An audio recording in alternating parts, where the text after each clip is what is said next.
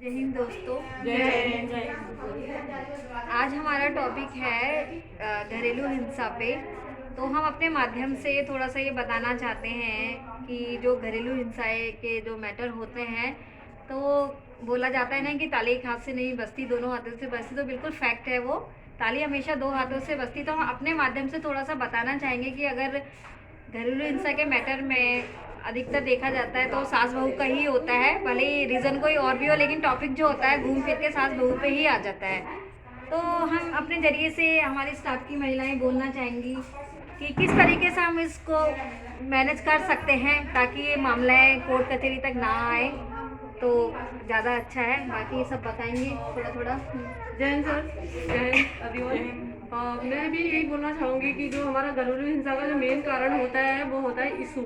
Issue किस चीज़ का होता है? हमारे फैमिली मैटर में जो भी मैटर आते हैं वो सास पे, ननद पे, जेठ पे, सब पे आते हैं। लेकिन कारण क्या होता है? मेन कारण पति पत्नी झगड़ा करते हैं और आता है उनके ऊपर है। उनके ऊपर इसलिए आता है क्योंकि वो कुछ भी बोलते हैं। अगर बहू सास को कुछ बोल रही है, सास बहू को कुछ बोल रही है, बेटे को कुछ बोल रही है, तो उसका कारण ये नहीं होता है कि आपस में झगड़ा करें। उस चीज़ को समझने के लिए उस इशू को बाहर लाया जाता है। तो मेन चीज़ ये है कि थोड़ा कंप्रोमाइज़ तो करना ही पड़ता है ससुराल में जाके, और हर बात को समझने के लिए दूसरे को बोलना पड़ता है। तो उसका कारण ये नहीं होता है कि झगड़ा करना है, और अगर बना के रखनी होती है तो हर चीज़ को बर्दाश्त करना होता है। हेलो दोस्तों, जय हिंद। ये सास बहू के मैटर में इसमें मतलब हमने सास बहू के बारे में कुछ डिस्कस करना है।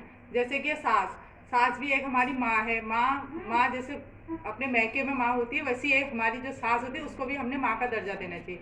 सास ने भी हमें अपनी बेटी समझकर अपने घर में मतलब हमें एक्सेप्ट करना चाहिए। जैसे कि उनकी भी बेटी होती है तो हमें भी अपनी बेटी का दर्जा सास ने देना चाहिए। हमें भी अपना मतलब घर में सब परिवार से अच्छे ढंग से रहना चाहिए।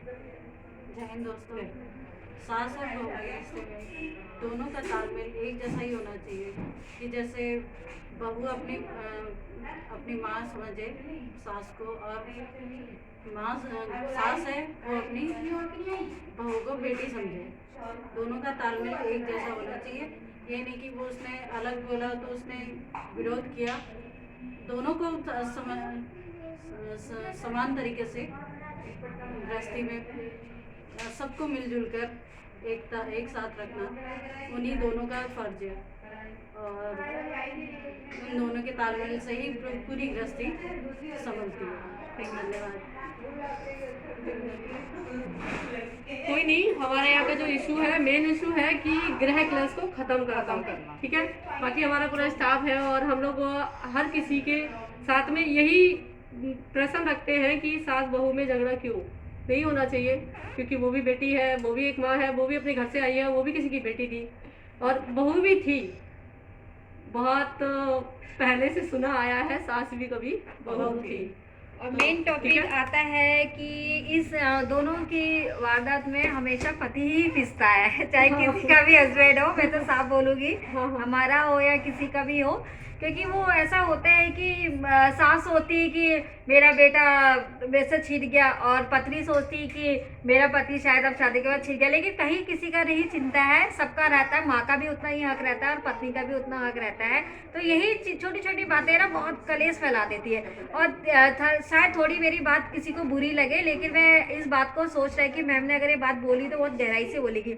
हम भी देखिए किसी की ननद हैं, और शायद मेरे ख्याल से सभी मैरिड हैं, यहाँ पे सभी ननद हैं। तो मैं उनसे खास तौर से उन सिस्टर से बोलना चाहूँगी कि अगर वो मैरिज करके चले जाती हैं तो सीधी सी बातें हैं। हमारा कहने का फ़र्ज़ ये है, हम किसी को ये नहीं कह रहे हैं कि कोई मत आओ, कोई नहीं आए, लेकिन कम से कम जब कोई मैरिज किसी की सिस्टर की हो जाती है तो मैं हाथ जोड़ के निवेदन करूँगी कि अपनी फैमिली को वो पहले देखें और अपने ससुराल में इंटरफेयर ना करें। क्योंकि मायका तो देखो हमेशा रहता है, मायका कभी किसी का नहीं छूटता है, लेकिन ये छोटी छोटी बातें ना तूल पकड़ जाती है। क्योंकि हम यहाँ बैठे हैं, हम यहाँ क्या सोल्व करते हैं, हेल्पलाइन में घरेलू हिंसा के केस सॉल्व होते हैं, रिवर पे कोस्ट में होते हैं, लेकिन देखिए हम भी एक फैमिली वाले होते हैं, तो हमेशा थर्ड पर्सन की वजह से ही घरेलू हिंसा होती है। और ये टॉपिक हमने इसलिए किया है कि मेन मुद्दा आजकल यही चल रहा है, घरेलू हिंसा का। बाकी तो जो क्राइम है वो है ही, क्योंकि उनका किसी ऐसे घरेलू से कोई मैटर नहीं होता, वो तो अलग मैटर हो गया। तो हम अपने माध्यम से यही समझाना चाहते हैं कि शादी होने के बाद में अगर ये जो ननद वगैरह होती तो कम इंटरफेयर करे तो शायद किसी का घर बच जाए।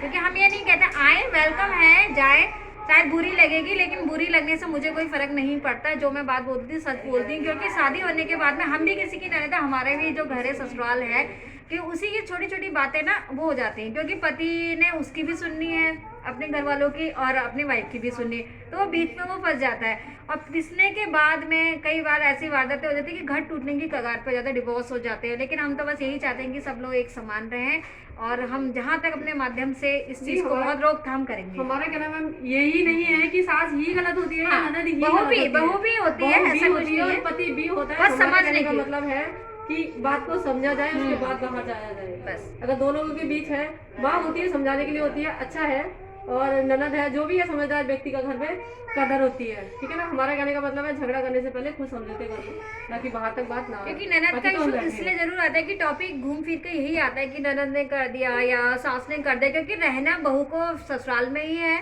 और हर सास को ये समझना चाहिए, हर बहू को ये समझना चाहिए कि हमारा जो घर होता है पति का ही घर होता हर है। बेटी को सास क्योंकि मिलती है। और इंटरफेयर जब होता है, हम ननद का नाम इसलिए मैं लेके आई क्योंकि कहीं ना कहीं ये बातें आती हैं कि ननद ने ऐसा कर दिया वैसा कर दिया।